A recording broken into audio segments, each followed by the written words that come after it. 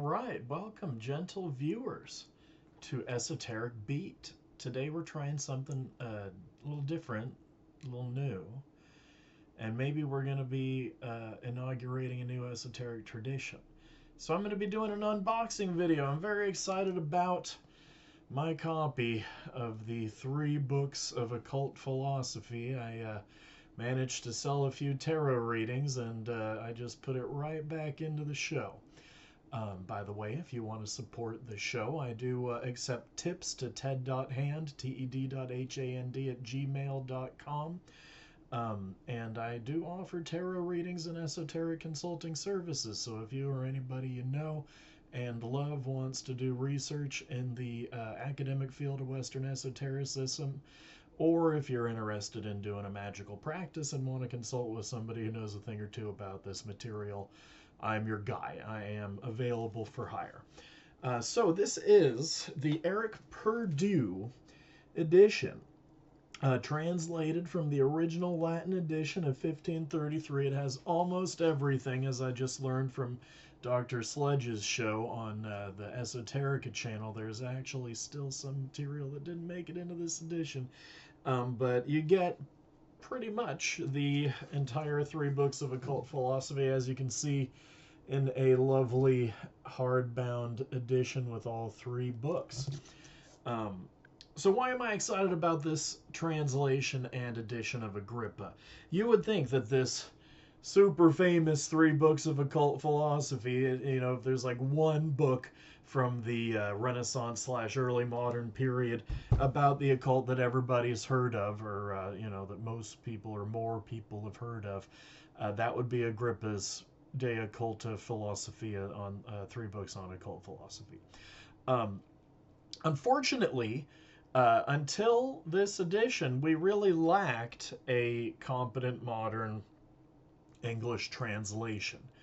We had a very old, like Shakespeare's century or thereabouts, English translation of Agrippa, which is super interesting to me as a fan of the alchemist Thomas Vaughan, who was big into Agrippa, and a lot of Agrippan occult philosophy goes into his understanding of alchemy, so that's one of my research interests, one of the guys that I'd love to learn more about. And so in studying Agrippa, you know, I also learn, I need to study Agrippa as a ancillary to the study of Thomas Vaughan. So that edition exists, you know, is important and useful and worthy of study, but it's not in readable modern English, and you know, who knows how accurate it was at the time. I mean, obviously, you know, in 17th century England, people knew their Latin maybe better than they tend to know it today. But we've also learned a whole lot about you know, the history of the occult and all of the sources that Agrippa was drawing on in scholarship since the 17th century. The other famous edition is that of Donald Tyson, who was sort of an occult author who published with one of those occult publishing houses of the 20th century, you know, Weiser or one of those guys. I forget which one it was. You know, has the little crescent moon on the side of the book or something. I don't have my copy of that anymore, which was, you know, very beat up and had a whole lot of writing in it. I kind of wish I had kept it. But problem with that translation is, well, it wasn't great, and the annotations leave a lot to be desired as well. So I'm very excited to have this big brick of Perdue now, who has some astrological chops that he brought to bear in the translation of all this, you know, difficult Latin on very technical matters of astrology.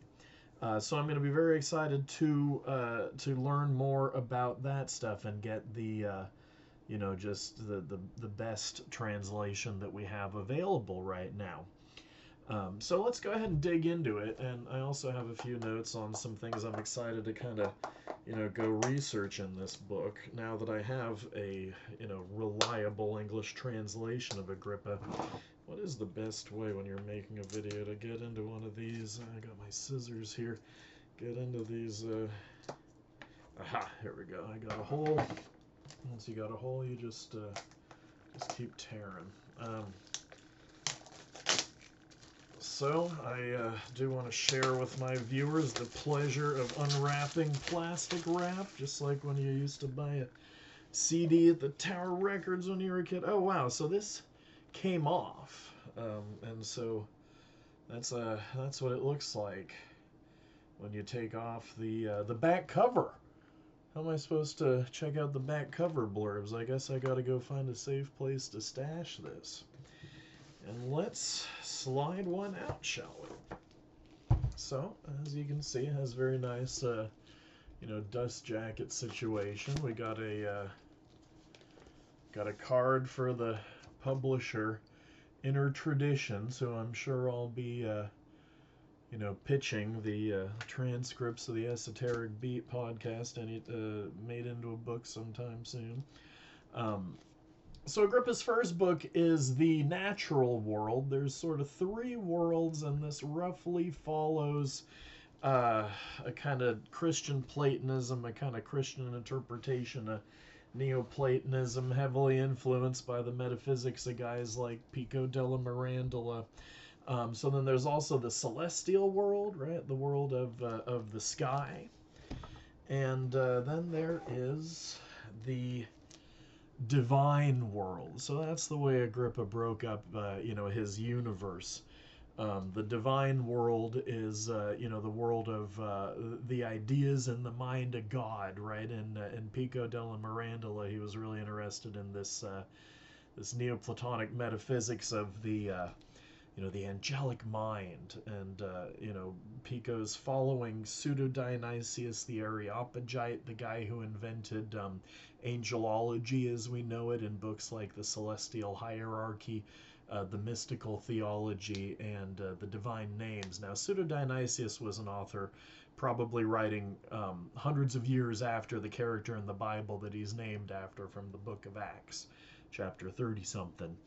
And this guy, Pseudo-Dionysius, we don't actually know who he was or if it was a guy. There's actually theories it might have been a certain woman, and there's theories that it might have been like a kind of consortium of scholar monks in, the 5th or 6th century, who applied the Neoplatonic philosophy, especially of Proclus, and the Henadology or Henology in Proclus, to understanding angels and kind of replacing the Neoplatonic God language with the language of angels and putting God, the Christian God, in a kind of higher place. So, what the Neoplatonists called the intelligible world, the world of Plato's forms, long story short, becomes the divine world and the ideas in the mind of God. And in Pico della Mirandola, there's especially we read about this in his Commento, which is a commentary on a poem.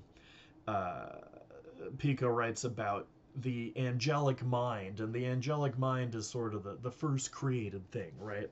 Then we step down in emanation, to use the Neoplatonic term, find ourselves in the celestial world. And, this is the world of the planets and stars and all that. Of course, Agrippa being a big astral magic guy, he's very concerned with the movements of the heavens and, doing astrology and making talismans to soak up the rays from the celestial world. And then finally we find ourselves in the natural world. And to quote Pico della Mirandola again, right, the magus is somebody who, like the farmer weds elms to vines, so too does the magus join heaven and earth. And so here's earth, the natural world that's being, connected by magic to the celestial world. So I'll crack open the book and show you kind of, what it looks like. We even have a summary here that goes over the chapters and what's in them, help you find your way around in the translator's introduction. So he talks about the JF translation in 1651. we find out, so nice introduction here.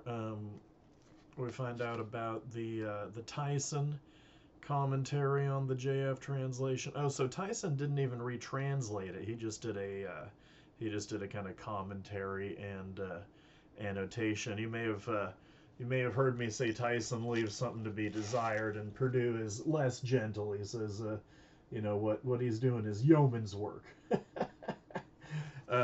Roasted. Donald Tyson, you've been roasted. So we're looking over the acknowledgments, seeing a number of familiar names there. And we get into the necessity of a new translation. Explains, we got mistranslations, so there are problems like the word demon, right? Gets mistranslated, and where a spirit is defined as evil, but it's not in fact evil, that's a problem. A lack of technical knowledge in the previous translation, doesn't really know his astrology, doesn't understand his Neoplatonic metaphysics, I'm sure. Animal and botanical names, this is a big problem, right? My buddy Dana Trell, you've seen on the show if you are a longtime listener, talking about the Picatrix. One of the big problems with translating the Picatrix is there's all these names of like herbs and plants and things that were used for magical purposes, even though many are sourced from Pliny, right? Even Pliny's references are mysterious, so like what the heck are they talking about? Maybe in the Renaissance they understood the Latin terms for these herbs. Nowadays, do we know them so well? The archaic English is sometimes distracting or misleading. Some graphics are incorrect, and I'm very stoked. I've kind of put off the study of this book because I didn't really have well, first of all, I didn't have the time to like be going back and forth between my PDF of scans of the the original in Latin with the diagrams.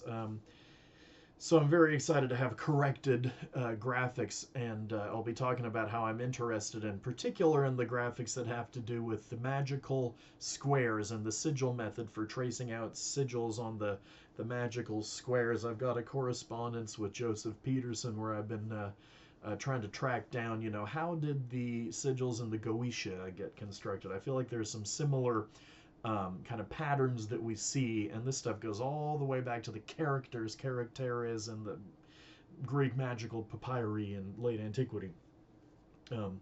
All these have compounded errors in later editions. So, I mean, one of the fun things, one of the haunts of this whole show of the Esoteric View, the reason I started this show is I'm so interested in how occult traditions are like in traditions that repeat misreadings and kind of build on misreadings, and I like to take Harold Bloom's take on that from Kabbalah criticism, and by coincidence I just picked up a book of his called The Demon Knows, speaking of the term demon, and Harold Bloom talks about creative misreadings and how like when you're looking at Kabbalah studies, right, there's these interesting creative misreadings that kind of create the tradition. So here's that summary we talked about, and there's a textual history.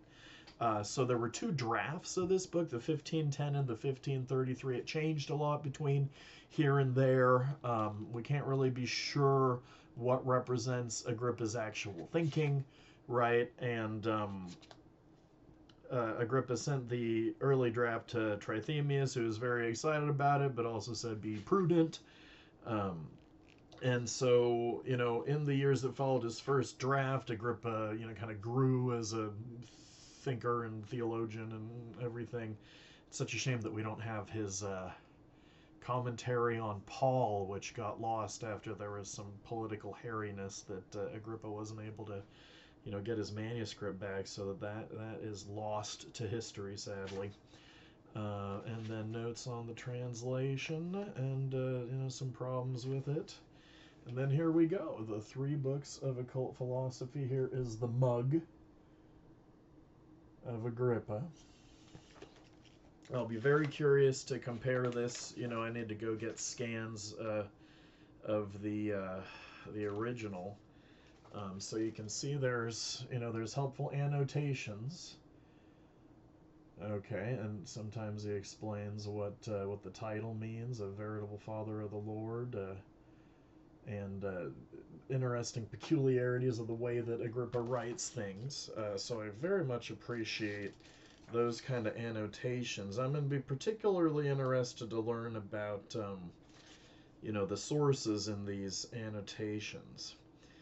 We got the letter of response from Trithemius to Agrippa, so that's super interesting. There's a book on Trithemius called has Magical Reformation in the title by one Noel Brand. I've been thinking about a lot after watching.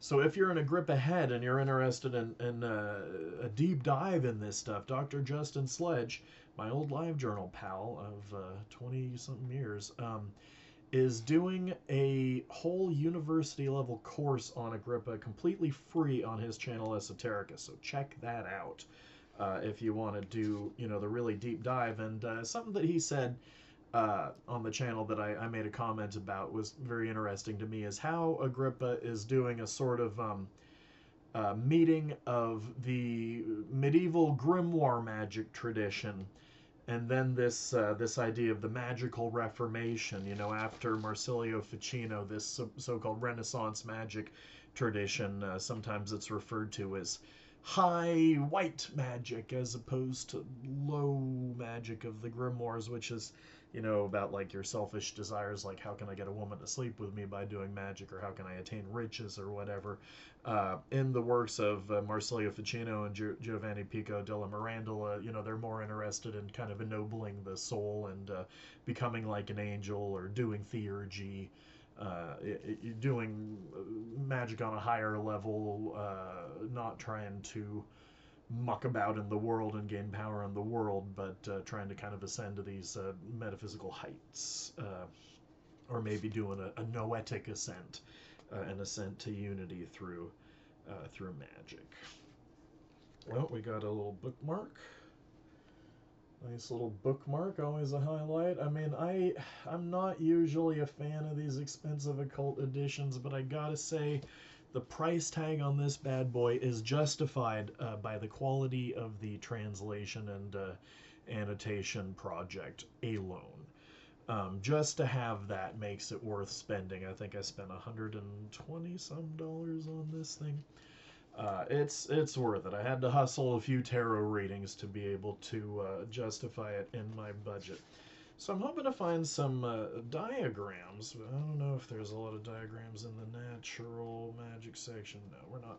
We're going to have to move on to the celestial world here, get into some astrology and some talismans and whatnot. So how does this one begin? Do we have a new introduction here, or do we just get right into it? We got the table of contents, of course. And then, there's another dedicatory letter. I never realized that Agrippa's, I learned this once again in Dr. Sledge's class. Agrippa, when he wrote that, very obsequiously wrote that work of feminism that uses like Kabbalistic arguments to advance this feminist argument, trying to impress the woman ruler at the time, that she didn't have a lot of time for him. It seemed like he was really low on her stack of manuscripts to read, and he wrote this amazing book that actually advanced feminist arguments in the 16th century and whatever. I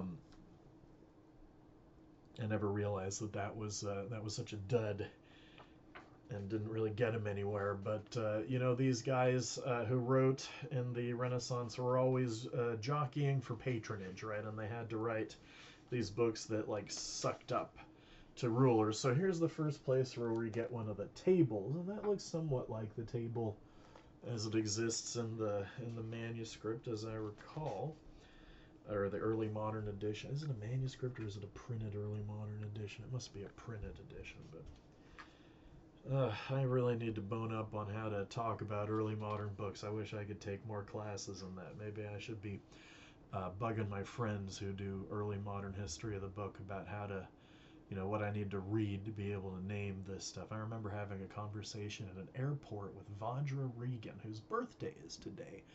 He did a really cool glitch bottle interview about his work on lapidaries. And I remember he recommended some good stuff for getting started in manuscript studies. I hope I have those notes Maybe I'll just hit him up on Facebook if he even checks it. So, here's more tables on the scale of 4 on the correspondences of the 4 elements. We got our Hebrew letters. Often in these early modern texts, they made crazy mistakes with the Hebrew letters because these guys didn't know their Hebrew. There's my dog food alarm, but fortunately I fed the dogs ahead of making this recording because I am a responsible and professional podcast host. So anyways, I was saying that the Hebrew letters are often all garbled, right? They didn't know that they're read from right to left sometimes, and sometimes they just make howlers a mistake. So it's really nice to have a kind of a modern edition fixing those problems. So the scale of 7, right? There's 4 elements, there's 7 planets, each one gets a angel name and an archangel name and all that good stuff. And of 9 in its scale, so there's a scale of all the numbers, and this is another Pico thing, as once again I was reminded by Dr. Sledge on his awesome class. Pico della Mirandola made a distinction between formal numbers and the numbers of the marketplace, right? The numbers that merchants use to add up their supplies, right? And I guess in antiquity, in the like Neoplatonic discussion of the theology of arithmetic and whatever, there was even some debate as to whether 1 was a number, right? But these numbers 1 to 10, going back to the Pythagoreans and all the crazy number stuff they were doing, these numbers, these formal numbers, are sort of numbers not the way we count things in the real world. That's a very vulgar kind of a number, right? Like a number that is tied up with material things. These formal numbers exist on a higher level, right? They exist not in the natural world, but in the celestial world, or maybe even in the mind of God, right? These numbers are the way that the universe was created, and in the proto-Kabbalistic text, the Sefer Yetzirah, God created the universe by combining all of the letters of the Hebrew alphabet. Sorry.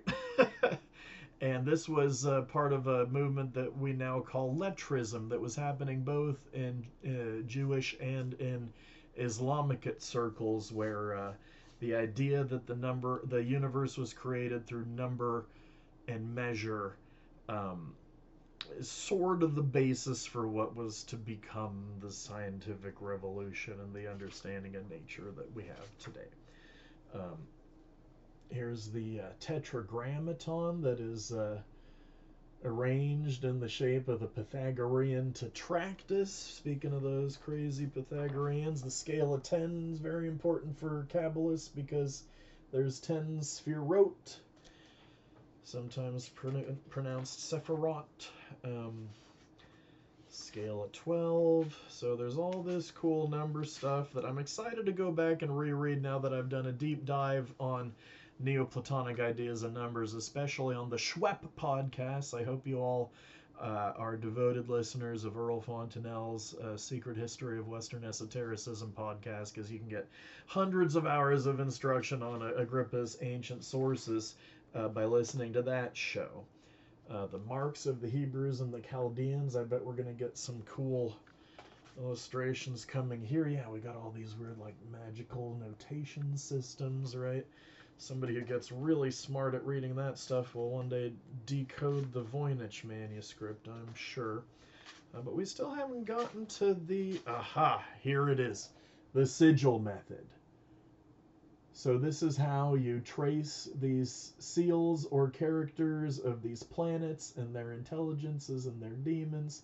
You take the magical square and you follow this pattern, right, to spell out a name. And I'm really interested in this text that's approximately contemporary, called the Goetia of Dr Rudd, which has a bunch of really nifty similar diagrams. Like this diagram kind of looks like one of the Goetia diagrams. They have lots of these like circles, and the way that this one ends in this little triangle and whatever, a lot of those kind of styles of mark show up in the diagrams of the Goetia, and I wonder if those sigils or seals of the Goetia um, were designed in a similar way. Like I said, I've had a correspondence going with Joseph Peterson, who runs the Esoteric Archives website. This is one of the places that got me really started in this material. And he sent me some stuff, some ideas for tracking this stuff down. And apparently it goes all the way back to the characters from the Greek magical papyri, which were part of these magical systems for invoking these spirits to visible appearance. And I've definitely had some freaky experiences looking at the sigils of the Goetia and seeing certain kinds of visible appearances, I tell you what. And these are pretty famous diagrams too. These are some diagrams we think of when we think of Agrippa, the man and the pentagram and all that, the four elements. So, beautiful illustrations. I am so stoked. So stoked. Here's your planetary palmistry kind of material, right? And I guess let's take a quick glance at the divine world, and then I'll let you go, because I've been going for almost half an hour here. Love it.